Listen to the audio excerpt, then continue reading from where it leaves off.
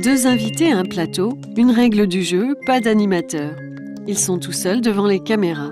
Chacun de leur côté, ils se sont donc préparés pour cette rencontre. Mais pour commencer, petit aparté.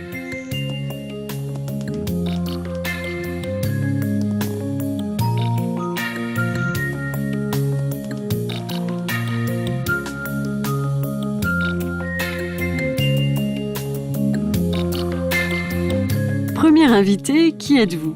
Je suis le docteur Monique Bitlowski, je suis directeur de recherche à l'INSERM et psychiatre.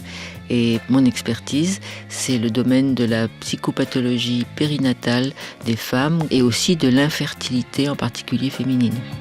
Pourquoi pensez-vous que c'est vous qui êtes là pour ce débat ?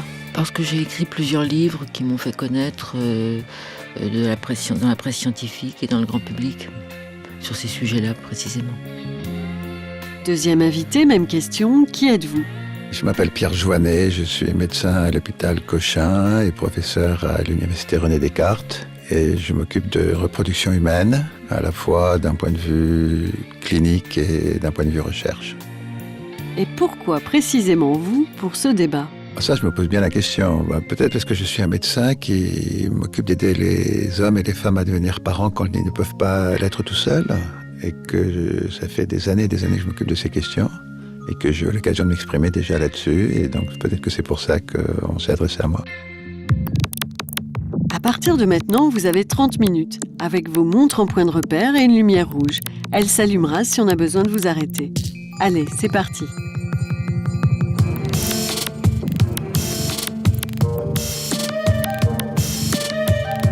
Cette question se pose parce que quelques personnes remettent en cause l'anonymat et la gratuité du don de gamètes.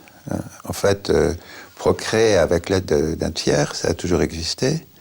Ce qui a été nouveau depuis les années 70, c'est que la médecine est intervenue dans ce type de procréation en essayant d'organiser la circulation des gamètes entre les donneurs et les receveurs. Et qu'intervenant dans ce domaine, on a pris pour modèle les dons précédents, c'est-à-dire le don de sang essentiellement, qui a toujours été gratuit et anonyme, en tout cas en France. Oui, on a pris comme modèle effectivement les autres types de dons, puisque en France, tous les dons sont anonymes et gratuits. Mais je pense qu'il y avait d'autres motivations aussi à cette démarche, qui étaient que c'était des couples qui s'adressaient aux médecins, et qu'au départ, il ne s'agissait que de dons de sperme d'ailleurs, pas de dons d'ovules, et que ces hommes étaient stériles, et que donc on les appelait un sperme de donneur. Mais l'idée, c'était d'aider l'homme stérile et sa femme ou sa compagne à devenir parents. Pas que le donneur apparaisse comme un parent, donc de ne pas privilégier un lien possible entre le donneur et l'enfant, et essayer de construire une filiation entre l'homme stérile et l'enfant. Et de ce point de vue-là, il semblait à Georges David et aux personnes qui ont créé les sécos que l'anonymat était une meilleure solution. Je ne sais pas s'ils ont eu raison. Ils avaient sûrement raison à leur époque, mais ils ne prévoyaient pas que les enfants nés par ces méthodes grandissant, de nouveaux problèmes surgiraient avec des revendications sur l'origine. Et comme on le voit maintenant, la problématique de la levée de l'anonymat des banques de sperme, par exemple. Oui, mais je ne crois pas qu'on puisse dire les enfants. Parce qu'aujourd'hui, quelques enfants expriment un malaise par rapport à ce mode de procréation et disent qu'ils ont des problèmes d'identité, de construction de la personnalité parce qu'ils n'ont pas accès aux donneurs. Ces enfants sont réellement en difficulté, je crois qu'il faut les écouter. Moi, j'ai essayé de le faire, j'en ai rencontré un certain nombre, mais on se rend compte que s'ils vont mal, souvent, c'est parce que les parents n'ont pas bien géré ou n'ont pas bien vécu leur parenté un peu différente avec l'aide d'un tiers donneur. Mais c'est souvent difficile pour un homme de vivre une insémination artificielle avec donneur parce que, en fait, je trouve que dans l'insémination artificielle avec donneur, il y a deux secrets l'un derrière l'autre. Le premier secret, c'est l'origine des gamètes, bien sûr, mais après tout, c'est le secret des origines et ça nous y sommes tous confrontés. Mais derrière ce secret-là, il y a un secret qui est camouflé dans les familles, qui est le secret sur la stérilité du père. Et c'est ce secret sur sa stérilité, sur leur stérilité, que les pères souvent ont du mal à assumer face à leurs enfants. Et on est dans un contexte où cette stérilité n'est pas vécue de manière positive en général, car dans cette question, il faut parler du point de vue des couples, des parents, des enfants, mais il faut aussi parler du contexte. Il faut parler des autres personnes et de la société qui ont un regard sur ce mode de procréation. Mais j'ai l'impression que dans d'autres cultures, quelquefois on trouve des aménagements face à ce type de situation. Alors il y a sans doute beaucoup de non-dits, mais il y a des solutions qui sont peut-être plus organisées, plus structurées sur le plan social. Enfin, c'est ce que nous racontent les ethnologues. La polygamie, par exemple. Alors oui, la polygamie peut être une solution, ou l'intervention d'un tiers membre de la famille peut aussi être une autre solution, oui. Mais voilà, bon, en France, c'est la socialisation de ce mode de procréation qui est en question, en fait. Tellement en question que les lois de bioéthique qui posaient le principe de l'anonymat dans le don doivent être révisées cette année. Moi, qui travaille dans un sécos depuis le début des années 70, ces questions de l'anonymat, du secret, de l'information de l'enfant, on se les a toujours posées. Et alors, bon, peut-être que maintenant, ça se pose de manière plus aiguë. Et ça se pose de manière plus aiguë parce qu'il y a ces enfants qui revendiquent haut et fort la levée de l'anonymat. Et parce que aussi, sans doute, dans d'autres pays, il y a eu des modifications des lois qui ont levé l'anonymat. Et donc, c'est vrai qu'il y a un mouvement, qu'il y a un courant qui n'est pas seulement en France pour que le don de gamètes ne soit plus anonyme. Il y a la modification des lois dans certains pays, mais il y a surtout dans certains pays des pratiques totalement sauvages, enfin libres, disons, libérales. Enfin, il y a des pratiques totalement sauvages, c'est vrai, mais il y a aussi une organisation et des objectifs différents pour le don de gamètes. C'est-à-dire qu'en France, le don de gamètes est utilisé pour aider des couples hétérosexuels à avoir des enfants parce qu'il y a une cause médicale qui le justifie, soit une infertilité, soit le risque de transmission d'une pathologie. Dans d'autres pays, le don de gamètes est devenu véritablement un système de reproduction, c'est-à-dire que c'est pas simplement dans des situations médicales, mais dans d'autres situations où on a recours à un don de sperme. Par exemple, les femmes seules, les femmes homosexuelles qui souhaitent devenir parents peuvent avoir recours à un don de gamètes. Au point que dans beaucoup de ces pays, c'est quelquefois devenu majoritaire. C'est-à-dire qu'aujourd'hui, aux États-Unis, il y a beaucoup plus de pratiques de don de gamètes qui sont faites pour aider des femmes seules ou des femmes homosexuelles à devenir parents que pour aider des couples stériles à devenir parents. Et je crois que la question de l'anonymat se pose dans des termes complètement différents dans ces circonstances-là par rapport à celles que nous connaissons en France. Quand il s'agit d'aider un homme, une femme, ou une femme seule, ou un couple homosexuel à avoir un enfant, il faut que quelqu'un choisisse le donneur, ou le sperme du donneur, ou l'ovule de la donneuse qui va être utilisé pour cette personne. La question, c'est qui va choisir. Ou ce sont les médecins, et si ce sont les médecins, selon quels critères? En général, les critères, ils sont très simples. Ce sont des critères qui tiennent compte du physique des personnes et qui restent très simples. Ou alors, il y a d'autres types de critères, mais ces autres critères, ils interviennent quand ce sont les personnes elles-mêmes qui choisissent. Aux États-Unis, par exemple, les banques de sperme ou les agences qui s'occupent de dons d'ovules mettent en avant des critères pour répondre à la demande des personnes, qui sont des critères non médicaux, qui sont des critères de type socio, culturel ou autre, c'est-à-dire qu'un donneur va être choisi en fonction de ses diplômes, de sa religion, de son passé, ou quelquefois parce qu'il ressemble à un footballeur célèbre ou à un chanteur célèbre. Pour moi, là, on est dans le domaine de la projection, dans le domaine du fantasme total des personnes qui veulent avoir des enfants. Ce qui m'interroge, c'est la suite. Qu'est-ce qui se passe si l'enfant ne correspond pas à ce désir d'avoir un enfant qui ressemble à Michael Jackson ou à Beckham? Ça, je me demande comment ça va se passer. En procréation naturelle aussi, hein. Il y a bien des femmes enceintes qui rêvent de Michael Jackson ou de George Clooney. Mais pour l'enfant, le minimum de ressemblance à son propre père et l'assurance de la filiation et de la paternité de son propre père va débouter cette idée, ce fantasme imaginaire. Alors que l'enfant conçu par don de sperme, s'il a un physique étranger vraiment à sa famille, et si par hasard il ressemble même un peu à la vedette de showbiz à laquelle sa mère a rêvé, il aura des éléments quasiment de réalité pour entrer dans une construction imaginaire, pour ne pas dire délirante.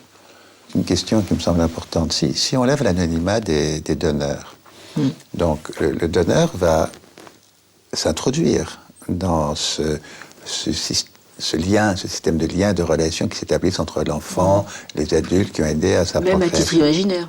Il va s'introduire même à titre imaginaire. Mais là, il sera plus imaginaire s'il n'est pas anonyme. Oui, mais pour l'enfant, il ne va pas forcément le rencontrer, donc c'est un personnage... c'est ça la question, parce que, et pour moi, c'est une question importante. Quand on parle d'anonymat, il y a deux manières de procéder, je pense. Soit ce que revendique actuellement un certain nombre de personnes en France, qui est qu'on puisse lever l'anonymat à partir de l'âge de 18 ans, quand l'enfant atteint la maturité et l'âge adulte. Et donc c'est seulement au bout de 18 ans que cet homme, ce donneur de sperme, pourra apparaître et prendre une identité. Et quel rôle ça jouera, ça je ne sais pas. Mais il y a une autre manière de procéder, qui est que l'anonymat soit levé dès le départ. C'est-à-dire que le donneur soit connu des parents, ou de la femme seule, ou du couple homosexuel, et que dès le départ, avant même que l'enfant existe, se construise un système relationnel qui va permettre à l'enfant d'exister en identifiant à la fois le donneur et ses parents. Plus personne ne doit vouloir donner du sperme dans ces conditions. Ça va faire une crise de la motivation. Il y a quand même des hommes qui acceptent ça. Alors, il y a des hommes qui acceptent ça. On n'a pas beaucoup d'expérience parce que les pays où ça se fait, il n'y a pas eu tellement d'évaluation précise qui a été faite de ces systèmes. Et effectivement, par exemple, c'est ce qu'on voit en Grande-Bretagne. Depuis 2005, l'anonymat a été levé. Et il y a des hommes qui acceptent l'idée qu'ils puissent par la suite rencontrer l'enfant. En Grande-Bretagne, la loi prévoit que l'anonymat soit levé à 18 ans. C'est pas une levée d'anonymat dès le départ. Eh bien, aujourd'hui, dans les banques de sperme britanniques, les hommes qui donnent leur sperme veulent qu'on limite le nombre d'enfants nés à partir de leur sperme. C'est-à-dire, ils disent, bon, moi, si plus tard je dois rencontrer l'enfant, un enfant ou deux maximum, mais pas plus, parce que j'ai pas envie de me trouver confronté à des situations... 50 ans. Donc c'est un des problèmes de la Grande-Bretagne aujourd'hui, qui manque de donneurs, non pas tant parce qu'il n'y a pas suffisamment d'hommes, mais parce que, comme ces hommes limitent le nombre d'enfants qui vont naître, ils ne peuvent pas répondre à la demande des couples et des femmes.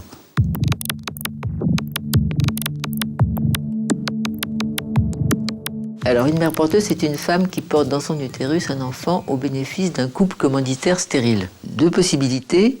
Ou bien cette femme est inséminée avec le sperme du conjoint du couple stérile. Elle donnera donc la moitié du patrimoine génétique de l'enfant et elle sera donc la mère biologique de l'enfant. Et la mère tout court, puisqu'elle porte l'enfant. Oui, mais elle ne sera pas la mère civile puisque ce n'est pas elle qui le reconnaîtra à la naissance. Autre possibilité, c'est ce qu'on essaye de travailler en France. La femme stérile a encore ses ovaires. Elle est inséminée artificiellement par le sperme de son mari et l'embryon ainsi constitué est replacé dans l'utérus de la mère porteuse. Donc, en effet, on aurait comme ça un enfant qui aurait le capital génétique de ses parents, mais qui ne serait reçu par ses parents qu'après l'accouchement. Alors, ça, c'est le premier enjeu. C'est déjà un peu compliqué, hein.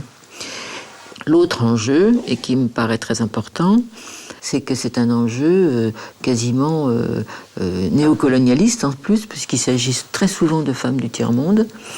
Si on comptabilise, la généralité des mères porteuses sont issues du tiers-monde, ou au bénéfice de couples venant de pays anglo-saxons, et qu'elles sont extraordinairement exploitées. Or, et c'est là que je voulais en venir, la grossesse n'est pas une partie de plaisir. Je veux dire que la grossesse est une entreprise à risque, surtout dans le tiers-monde, justement. La grossesse a une mortalité maternelle qui est assez élevée selon les critères de l'OMS dans la plupart des pays du monde. Ensuite, même en France, la grossesse elle aboutit à 20% de césarienne, à 40% d'hospitalisation. Il y a des séquelles possibles après une grossesse compliquée, qu'il s'agisse de diabète, d'hypertension, de... C'est vrai, donc il y a ces risques. Il y a des risques, voilà. On va faire une espèce d'appel d'offres à proposer cette prise de risque à des femmes qui auront pour tout bénéfice la somme qui leur sera délivrée au terme de l'opération par le couple commanditaire. L'autre enjeu, il est celui du développement de liens d'attachement du bébé pendant toute sa vie intra-utérine. Je crois que c'est là qu'est la vraie question, en fait. C'est une des vraies questions. Je pense que c'est la vraie question scientifique, si vous voulez, mais la question socio-économique ne peut pas être évacuée comme ça.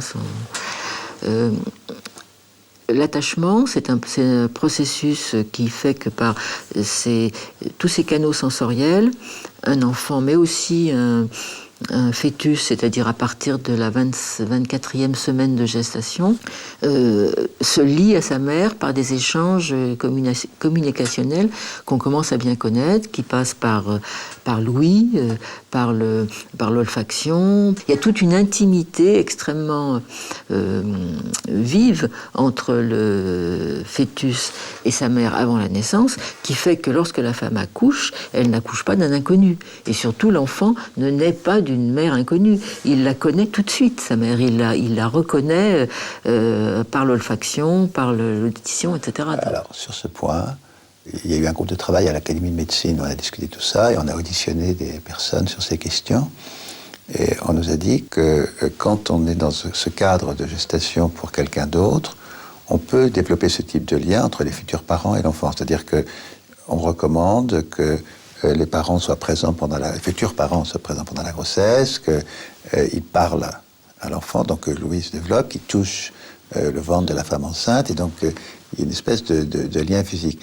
En ce qui concerne le cinéma qui consisterait à faire caresser le ventre de la femme enceinte par la future famille, moi je trouve ça un peu surréaliste. Enfin, ouais. Je veux dire que... Ce qui est plus important, c'est ce qui se passe entre la femme enceinte et le fœtus, finalement. Ben oui, Est-ce que vous êtes d'accord qu'on puisse dire en conclusion que sur cette question, les enjeux ne sont pas tellement médicaux, finalement, c'est beaucoup... société. Oui, et que donc c'est pas au médecin à décider s'il faut être pour ou contre. C'est pas lui qui... Lui peut avoir des arguments en fonction de son expérience, mais les choix à faire... Je suis d'accord, mais on a peut-être, en tant que médecin, l'un et l'autre, on a une position à tenir en tant que médecin, mais on a aussi quelque chose à dire en tant que citoyen. Ah oui, ça, je suis d'accord.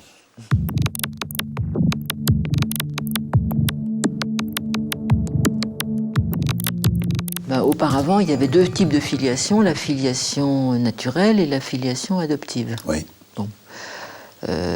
Les procréations artificielles permettent d'avoir une filiation quasi naturelle, enfin, en tout cas,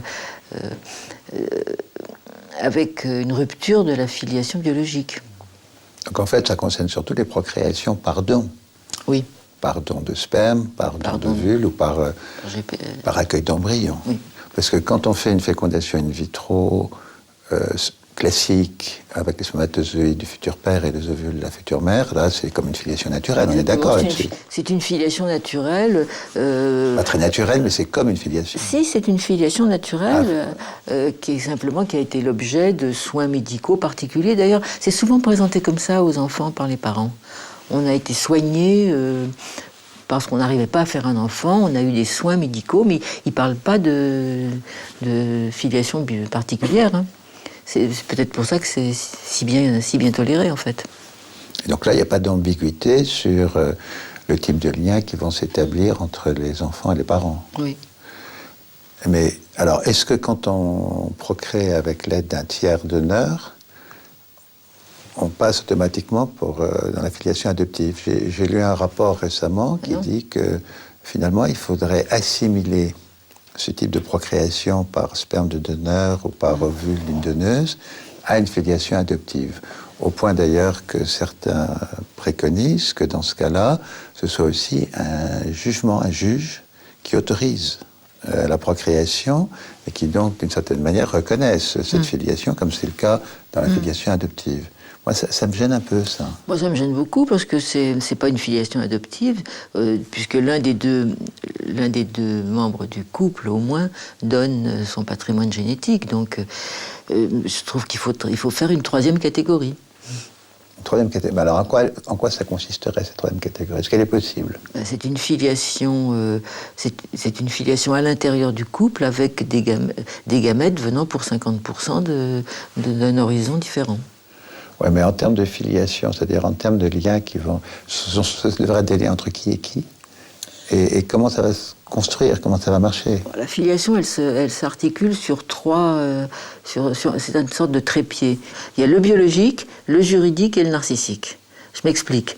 Le juridique, c'est évident, c'est je donne mon nom, je donne mon patrimoine, je donne mes ascendants aussi.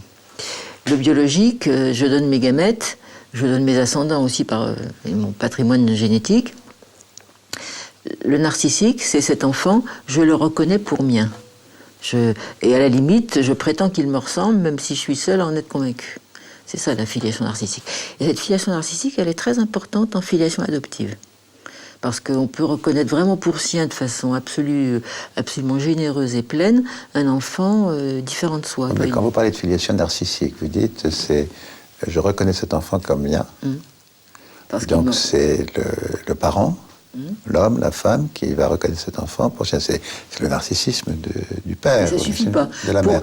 Alors, est-ce que ça peut être inverse? Est-ce que c'est l'enfant qui va reconnaître son père comme étant son père ou sa mère comme étant sa mère? C'est là, je crois, qu'il y a une difficulté, parce qu'il peut y avoir une contradiction entre la position des parents et la position de l'enfant. Non? Non, justement, moi je pense que s'il y a un doute du côté des parents, il va transpirer du côté de l'enfant, en effet. Et je pense que la filiation, c'est un peu comme l'amour, c'est réciproque.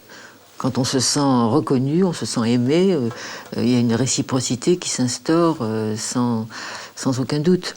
Mais ce que je voulais dire à propos de ces trois points de la filiation, c'est qu'il suffit de deux de ces éléments pour que la filiation soit assurée. Par exemple, en filiation adoptive, si tout marche bien, je donne à mon enfant ma filiation juridique et je le reconnais pour mien sur le plan narcissique.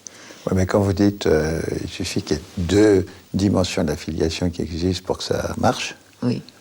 Est-ce que vous voulez dire que ces trois termes de la filiation sont équivalents?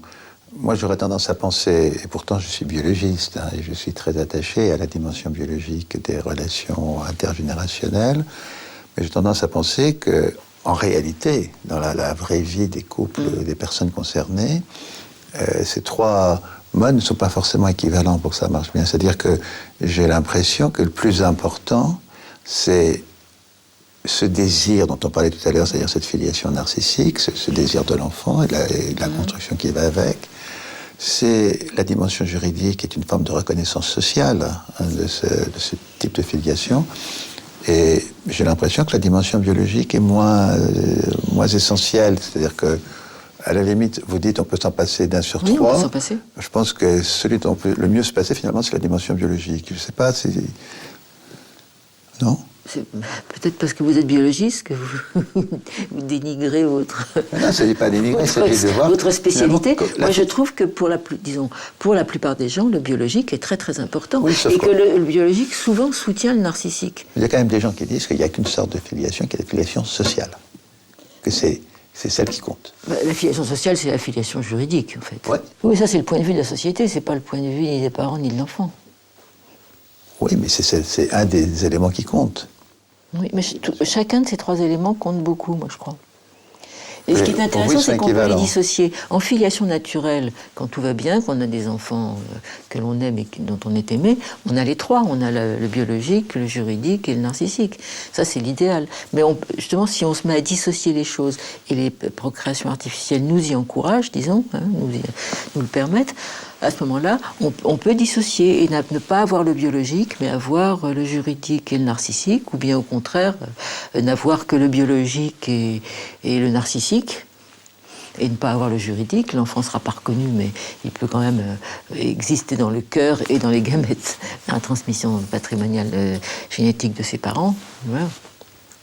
Oui, mais pour nos médecins qui sont dans une démarche d'aider les couples à avoir des enfants quand ils sont en difficulté, tenant compte de ce que vous dites, qu'est-ce qu'on peut faire, qu'est-ce qu'on doit faire. Bon, aujourd'hui, par exemple, si le biologique est absent, s'il y a une stérilité, ou si ou simplement la personne qui porte les gamètes n'est pas là, on ne peut pas l'arranger, ça. On peut pas, bon. Par contre, peut-être qu'on peut agir plus sur cette dimension narcissique. Est-ce que vous voulez dire que quand on prend en charge ces personnes, il faudrait qu'on fasse un certain travail pour s'assurer que... Qui sont narcissiquement mûrs pour recevoir qu'on puisse les aider à être narcissiquement mûrs. Oui, les aider, oui, bien sûr, parce que justement, on parle de narcissisme, c'est vraiment ce qui manque le plus au sujet stérile. L'homme qui se sait azéosperme a une blessure qu'il avoue difficilement, mais une blessure qui va justement conditionner peut-être des difficultés avec l'élevage de l'enfant qui viendra de gamètes étrangers, comme vous nous l'avez fait remarquer. Ça, c'est une possibilité. Et puis, les femmes stériles qui n'ont jamais conçu sont aussi extrêmement dévaluées sur le plan narcissique. Elles se sentent moins que rien, elles ont une très mauvaise image d'elles-mêmes, elles sont souvent au bord de la dépression. Et ce sont des patients, disons, auxquels qu'il faut véritablement soigner, qu'il faut aider sur ce plan-là pour qu'ils puissent accepter un enfant venant par procréation artificielle, par exemple. Pour moi, ça pose deux problèmes, cette dimension narcissique. Le premier, c'est que pour nous, médecins ou personnes qui sont dans ces couples, il faudrait que dans les services, dans les centres qui nous occupons de ça, il y ait d'une part tous les moyens pour faire ce travail, avec les psychologues, avec les personnes qui soient formées, qui puissent réellement aider le couple. Deuxième type de problème, c'est le rôle du médecin dans cette affaire. Moi, très souvent, j'ai eu en face de moi des hommes, des femmes dont je m'interrogeais sur leur démarche, sur leur désir d'enfant. Et je me rends compte que si on émet des doutes sur leur démarche et qu'on dit peut-être que la meilleure solution n'est pas de faire cet enfant, c'est très mal ressenti par les couples. C'est ressenti comme un excès de pouvoir médical. Finalement, on dit, mais faire des enfants, c'est notre affaire à nous, c'est notre intimité, quelles que soient les questions et les problèmes. Et vous, médecins, vous ne devez pas vous mêler de ça, vous n'avez pas à essayer d'exercer un pouvoir là-dessus. On n'est pas des garagistes, hein, c'est... Oui. Mais ça, je suis d'accord, mais il y a quand même un certain nombre de gens dans la société qui trouvent que c'est un excès de pouvoir. C'est possible, mais je pense que s'occuper un peu de l'intimité des couples demandeurs fait partie de la vocation médicale. Dans ces circonstances-là. Dans ces circonstances-là, oui. Et pourquoi ? Parce qu'il s'agit de créer un enfant. Parce qu'il s'agit, oui, de créer un enfant avec notre aide. Tant que les gens font des enfants tout seuls, on n'a pas à y regarder. Mais à partir du moment où ils nous demandent notre collaboration active et technique, il n'y a aucune raison de ne pas mettre en œuvre tout ce que nous considérons comme étant notre vocation par rapport à cette question. Mais alors, quelle est notre responsabilité vis-à-vis de l'enfant ? L'enfant, lui, dans cette affaire. Alors, notre responsabilité, ça c'est encore autre chose. Je pense qu'il faut poser le problème de l'enfant peut-être par un autre bout. Pas en termes de responsabilité. Non. De quoi alors? De son vécu, de ses... Oui, déjà de s'intéresser à ce que sont ces enfants qui naissent par des systèmes de filiation qui ne sont pas le système majoritaire dans notre société. Hein. Au fait, on ne sait pas grand-chose de ces enfants. Oui, c'est vrai. On ne sait pas grand-chose. On en saura plus dans une génération. Quand ils auront grandi, quand ils auront eux-mêmes éventuellement voulu des enfants, fait des enfants, quand eux-mêmes seront parents. On est totalement là encore dans de l'expérimentation sans modèle, quoi. Hein. Et puis ce qu'il faudrait, c'est pas s'intéresser aux quelques enfants qui expriment des problèmes divers dans les médias, mais peut-être s'intéresser Exactement. Là aussi, donc il faudrait faire de l'évaluation. Oui, mais l'évaluation, est-ce que c'est... Scientifique. Oui, mais c'est pas nous qui allons pouvoir la faire, c'est la génération suivante, à la limite. Oui, mais il faut peut-être que la société se donne les moyens Absolument. de savoir que c'est un problème important. Oui, je suis d'accord. C'est déjà fini, bravo et merci. La semaine prochaine, on se retrouve pour un nouveau débat, 2 invités sur ce même plateau, rien que pour eux.